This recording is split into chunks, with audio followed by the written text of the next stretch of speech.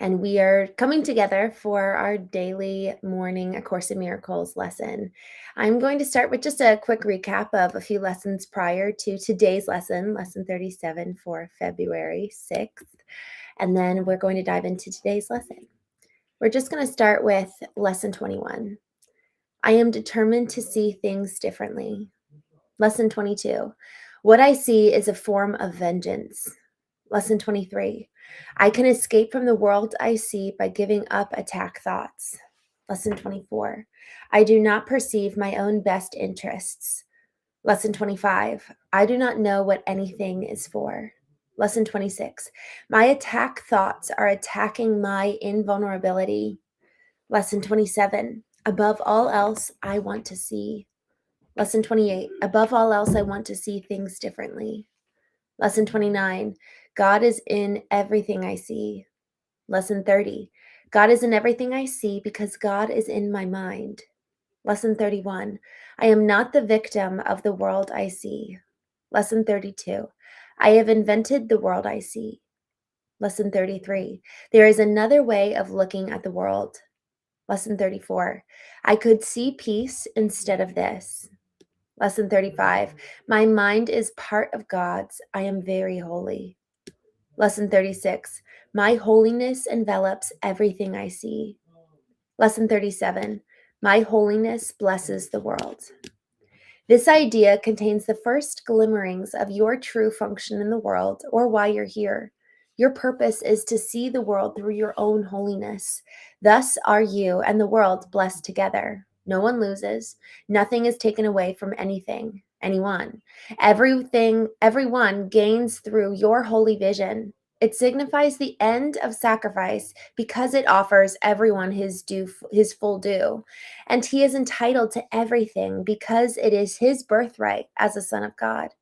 There is no other way in which the idea of sacrifice can be removed from the world's thinking. Any other way of seeing will inevitably demand payment of someone or something. As a result, the perceiver will lose, nor will he have any idea why he is losing. Yet is his wholeness restored to his awareness through your vision. Your holiness blesses him by asking nothing of him. Those who see themselves as whole make no demands. Your holiness is the salvation of the world. It lets you teach the world that it is one with you, not by preaching to it, not by telling it anything, but merely by your quiet recognition that in your holiness are all things blessed along with you. Today's 4 longer exercise periods, each to involve 3 to 5 minutes of practice, begin with the repetition of the idea for today, followed by a minute or so of looking about you as you apply the idea to whatever you see. My holiness blesses this chair. My holiness blesses that window. My holiness blesses that body. Then close your eyes and apply the idea to any person who occurs to you, using his name, saying, My holiness blesses you. Insert name. You may continue the practice period with your eyes closed. You may open your eyes again and apply the idea for today to the outer world if you so desire. You may alternate between applying the idea to what you see around you and to those who are in your thoughts, or you may use any combination of these 2 phases of the application that you prefer. The practice period should conclude with a repetition of the idea with your eyes closed and another following immediately with your eyes open. The shorter exercises consist of repeating the idea as often as you can. It is particularly helpful to apply it silently to anyone you meet, using his name as you do so. It is essential to use the idea if anyone seems to cause an adverse reaction in you. Offer him the blessing of your holiness immediately, that you may learn to keep it in your own awareness. Wow. Well, good morning. Thank you guys for joining. Matthew, no, this is a recording. I am reading, Beppy, I am reading A Course in Miracles. We just hop on here every morning and read through this. Every morning at 8:30 a.m. I was, I think, 2 minutes late this morning. Mike, Tenshi, thank you for joining. Kishore, NJ. I am from, actually, right now, I'm just outside of Frederick, Maryland, but I grew up in Gaithersburg. Axel, oh my, thank you for joining. RTD, thank you. You're so kind. Matthew, I am live actually right now. Tommy Pickles, Noah. Y'all, see, Martin Love, I'm so glad to see you. Um, People find that closing their eyes leads to a dark void or sleepiness. Keeping them open maintains wakefulness and allows you to project ideas. Oh, I just lost it. Allows you to project ideas onto the space in front of you like a second monitor. Interesting. I need to practice that. Y'all, it is interesting though, in terms of like projecting our ideas with intention. I love that you said projecting our ideas because I do think that there is something about that. Before I get into it, Lou Becker, um, Prime Rays, Dilbert, good morning, 1491 North American. I'm just outside of Washington, D.C. I'm in Frederick. Aunt Peggy McDowell, good morning. Hello. Sammy, oh, I'm so glad to see you. Oh, please, please know Sammy is getting transferred and we are all here watching you. Oh, thank you, Sammy. I'm so glad to see you. Y'all, this chat, it has really become a place that I really appreciate, and there's a sacredness to, and I don't say that word lightly. It really is like there have been people who have come into the chat like Sammy who are really struggling, and us taking the time to encourage each other and kind of love on each other. There's so much pain in this world.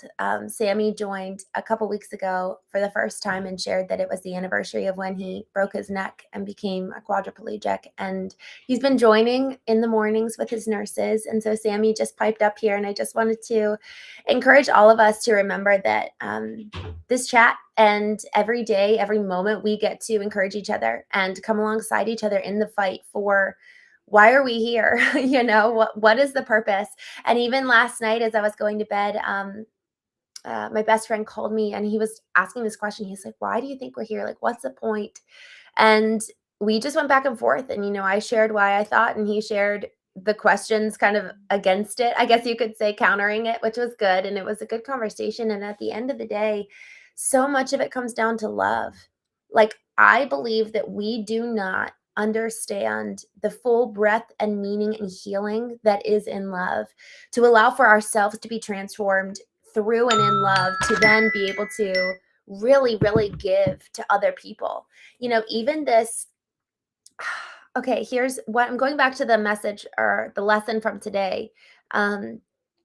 Those who see themselves as whole make no demands. That line really got me, because how often are we living just really needing other people to come fill the void in ourselves, versus we've done the work. We've done the work to heal, and we ourselves are filled with love, so then we can give love to other people. And we have this like deep well, this reservoir from which we pull, and then we can really tend to other people and love on them. Chinese checkers, Frederick is nice. Where do you live? I guess if you know Frederick is nice, then you're close.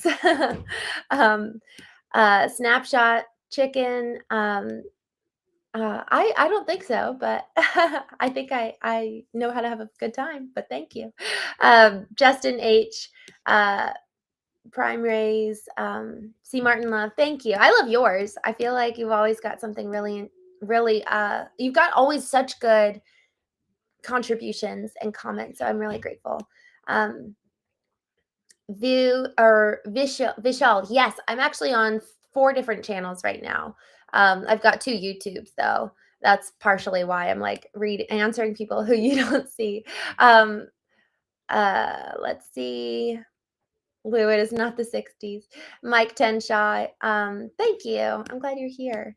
Deadman, thank you. Thanks for coming on here. The goal today is to actually the goal every morning. So I go live every morning at 8:30 a.m. Eastern. And the goal every morning is that we read a lesson from A Course in Miracles and just chat about how is it that we can strengthen our minds, really be coming from a place where we ourselves are then able to be strong and give to other people. Guys, each one of us is a leader. Each one of us has the opportunity to to be alchemizing our pain, alchemizing our position, our environment, our circumstance to lead and love well, whether it's leading our family or whether it's loving our family or going and showing up to work and really being the best that we can. Even the other day, someone was saying like their parents were getting on them about cleaning their room, and it's like, well, let's do it now. Let's do it together. Like, let's continue to push each other to be the best version of ourselves. And it's funny. Last night we had the Knowing Show, so I'll go live every morning, 8:30 a.m. to talk through A Course in Miracles, and then every evening at 8:30 p.m. and we'll just hang out together. Sometimes there'll be a guest, but for the most part, the evenings are really dedicated to the cultivation of intellectual intelligence, emotional intelligence, whereas in the morning we talk more so about the spiritual intelligence and physical intelligence, because every part of us has data. Every part of us has something that we then can derive intelligence from, because our body remembers, our body keeps the score, as authored by Bessel van der Kolk, who was the psychiatrist who coined the term PTSD. And so our bodies remember, our minds, our souls, our spirits, every part of us has data. And the goal of the Knowing Show is to learn how to turn it online. So we do that with guests coming on, and then also just honestly us all doing the work together. Blitz Challenger, hello from Moscow. I wish that would be cool. I actually, it's so funny. You asked, do I speak Russian? And I just found, I was downstairs and I saw this like Russian to English dictionary. So who knows? Clearly, Russian's been around me for the last 24 hours. Rebecca, oh wow, thank you. Thank you so much for joining. I really appreciate that. Dominic, good morning. Matthew, there are a lot of significant, I completely agree. There are a lot of significant miracles. There are so many miracles. Highlanders, thanks for coming on here. We're talking about, so today's lesson is My Holiness Blesses the World. And I love this. So much of this book so far over the last, we're on lesson 37. We're on the 37th day of the year. And so much of what has led to this point has been kind of dismantling and undoing old programs, because we can't learn something new and create a new program and a new way of thinking inside us until we do away with the old. And so much of the last 36 days has almost been like bringing us to a baseline where it's like, okay, I'm not going to think that way, but then what do I replace it with? Yesterday, I was doing one-to-one, I guess you could say coaching with a woman. And the goal isn't to just stop thinking about what we're thinking about or stop doing what we're doing, but replacing it with something. Because if we don't replace the old with something new, we will inevitably make a whole big loop and just start repeating the same behavior or thought process again. We have to set a new target.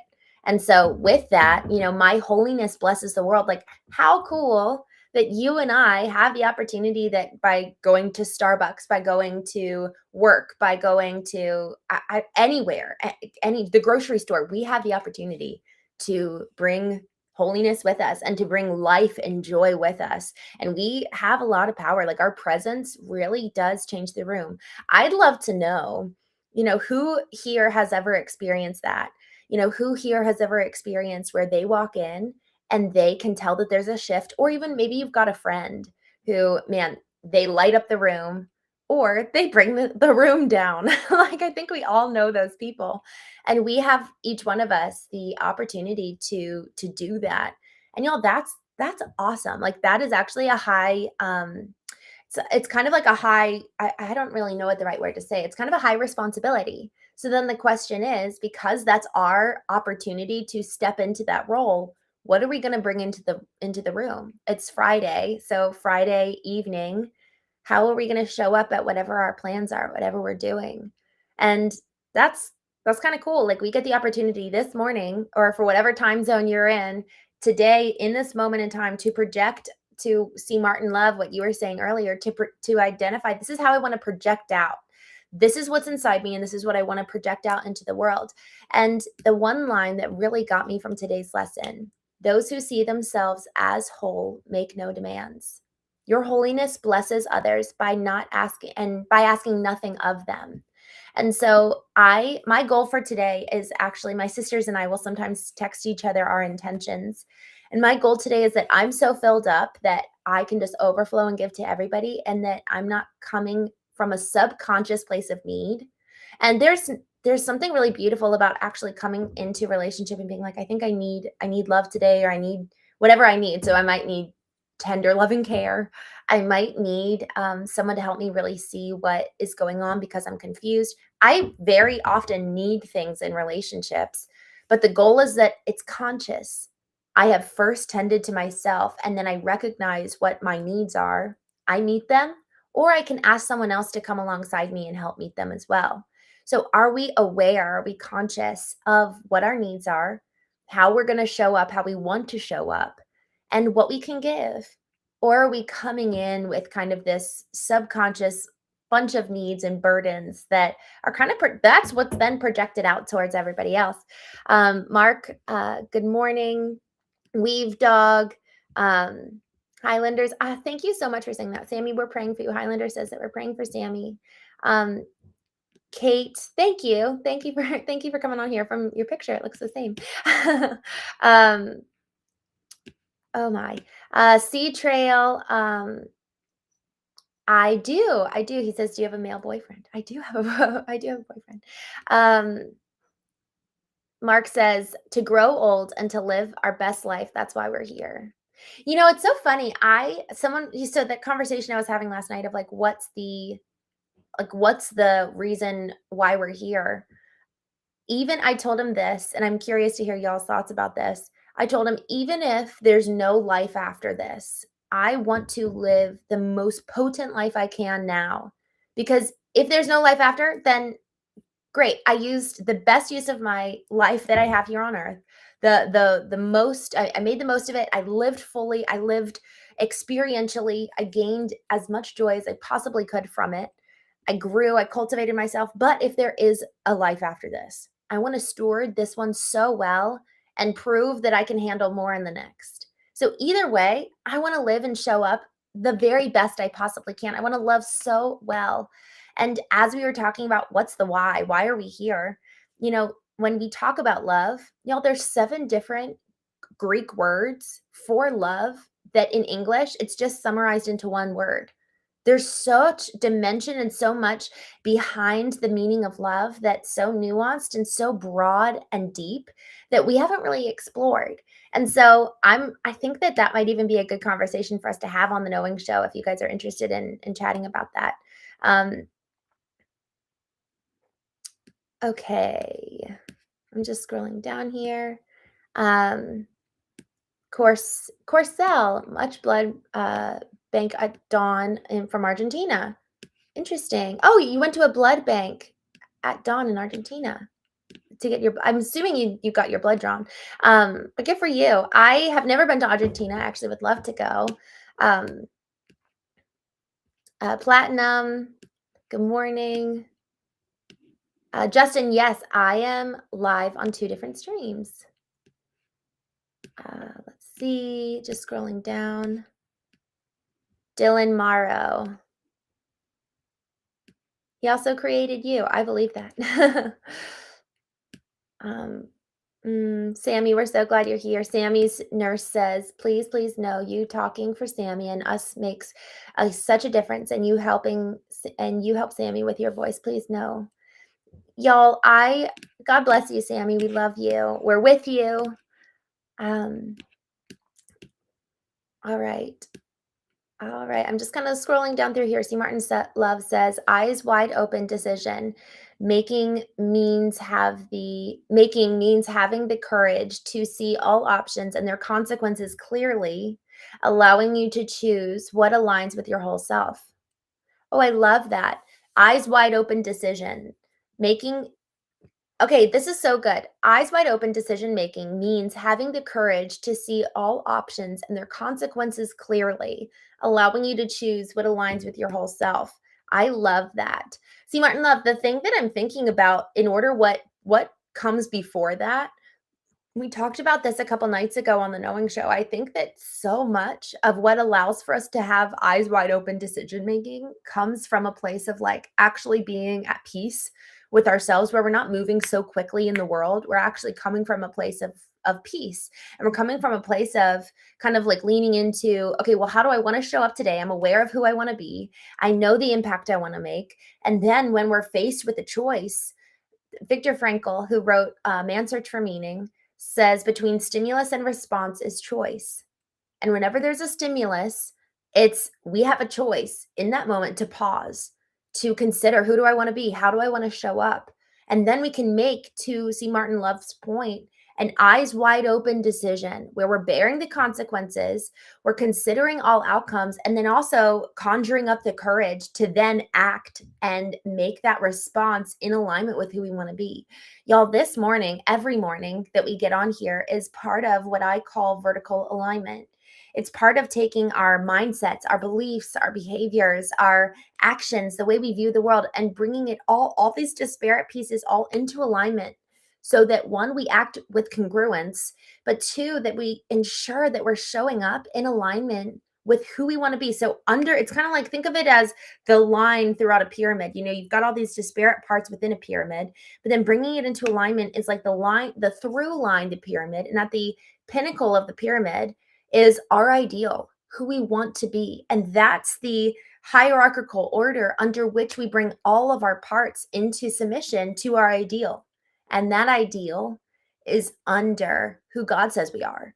And because the thing is that, let's say you and I don't actually have a high ideal for ourselves, and we've been really influenced by the cruel words other people say about us, or other people being unkind, or others saying we're not worthy.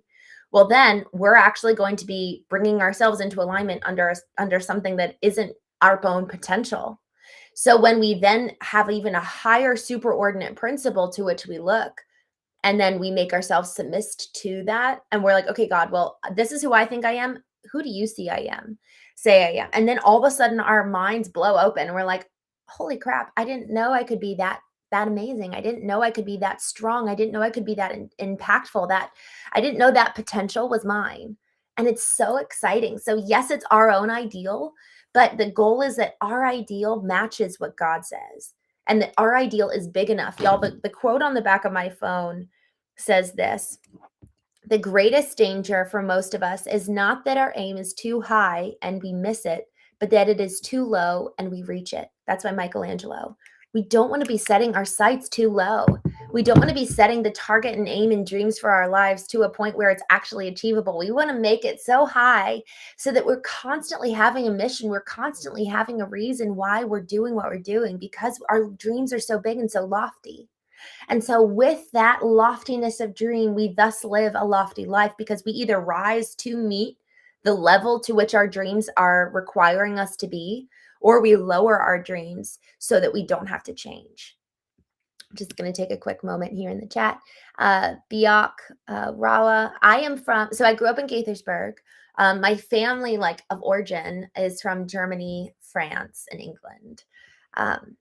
Nowhere super exotic, unfortunately. Robert, thank you. Squazzy, thanks for joining. Costa. Oh, thank you. Thank you so much, Costa. You just made my morning. I appreciate that. Dylan, we don't want our will. We want God's will. Whatever it may be, we should ask daily to serve.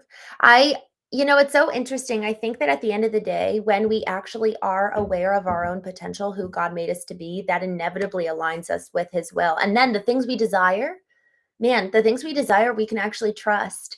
There's this verse that says, delight yourself in the Lord and he will give you the desires of your heart. If we're delighting in all that is pure and holy and good and desirous and lovely, our desires are going to align with that. And by so doing, our minds change and our hearts change. And then we desire and long for things that are great and grandiose and so much bigger and better than we could have ever dreamed of on our own. And then I believe that we get it. What we think about becomes so much of what we experience in life. And so the question then is, okay, what are we intentionally dwelling on? This Course in Miracles, it wants us to do 4 3 to 5 minute practice periods every day. And I read that this morning and I'm like, oh, that's a lot. But you know what? I really want to do it because when I've done these practice periods, I feel like I'm being changed in real time. I'm deploying this lesson and it's helping me. It's serving as guardrails for how I act throughout the day. It's reminding me that, man, when I'm whole, when I'm good, I then can bless and give freely to other people. rather than subconsciously needing them to bless and give to me. It reminds me that literally who I am really has power, and thus let me take great responsibility in that. Um, Teddy, good morning. I'm so glad you're here. Um, Sammy wants to connect and write you and say hi, as you really help and inspire, as Sammy is so broken with his diagnosis. Sammy, thank you so much for your note. If Sammy would like to, I do these one-to-one conversations. I just did one yesterday. And I would love to have him. Actually, there's two ways if Sammy wants to connect in person, and then there's other ways if he wants to write me. He can write me at my email is me@christenemarie.com. Just make sure you spell Christine E-N-E. So me at Christene Marie. He can write me there, and then he and I can talk through different ways if he wants to work together in an ongoing way. I would love to support him on a regular basis. But otherwise, Sammy, it just means so much that you're here. Dylan, the Father saw in many saw him in his physical form. And NASB 1995. I've never heard of that. So I'm actually going to write that down because I don't know what that version is. But let me write that down right now. NASB 1995. Thank you, Dylan. All right, just looking through. All right, y'all. I'm getting a lot of comments around my teeth. I'm just going to call that out. I've never, until the Knowing Show, had people talk about my teeth so much. I don't know. It's how I was made. But literally up until the Knowing Show, I've never known that about me. All right, I'm just scrolling down to see if there's anything of okay, our consciousness itself is a reflection of God. If we want it and ask, he will bring us to him in all many ways.